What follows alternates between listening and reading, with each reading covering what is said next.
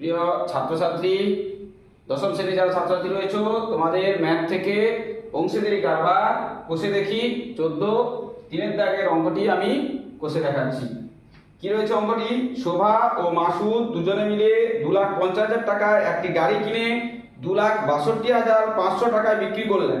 গাড়িটি কেনার সময় শোভা মাসুদের 1.5 গুণ টাকা দিয়ে থাকলে কে কত টাকা লভ্যাংশ পাবেন তা হিসাব করে লিখি। আমি অঙ্কটি কষে রেখেছি। আগে গাড়িটি কিনেছিল কত টাকায়? না 2,50,000 টাকায়। তাহলে বিক্রি করেছে কত? 2,62,500। তাহলে নিশ্চয়ই লাভ হয়েছে। লাভটা কত হয়েছে? না বিক্রয় মূল্য থেকে ক্রয় মূল্য মাইনাস করলে কি হবে? 12,500 টাকা।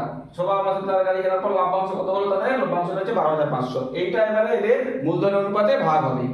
শোভা মাসুদের মূলধনের অনুপাত যদি তার 1.5 গুণ হয় 3/2:1, তাহলে আমরা কি জানি 3/2:2, তাহলে 3:2, 1 এর কোনো মূল্য থাকে না। তাহলে কি হলো? এখানে মোট অনুপাতটা আমরা দুজনের মোট অনুপাত বেরিয়ে গেল, তো 3 + 2 = 5। তাহলে এবার ভাগ করব লাভ থেকে শোভা কত পাবে? লাভটা হয়েছে কত? না এটা 12,500।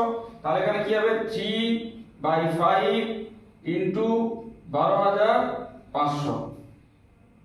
এটা কেটে নেব 10, 25। তাহলে কত হচ্ছে এখানে? = 25 × 75, 7,500 টাকা। 7,500 টাকা। আর এটা কি হচ্ছে? না 2/5 × 12,500।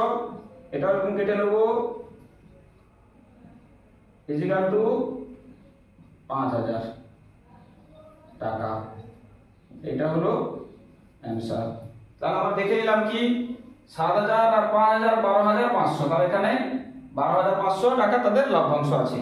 তাহলে অঙ্কটা এটা সঠিক। তাহলে তোমরা দেখে নিলে। যদি তোমাদের বুঝতে কোনো অসুবিধা থাকে তাহলে তোমরা কি করবে? কমেন্ট করবে।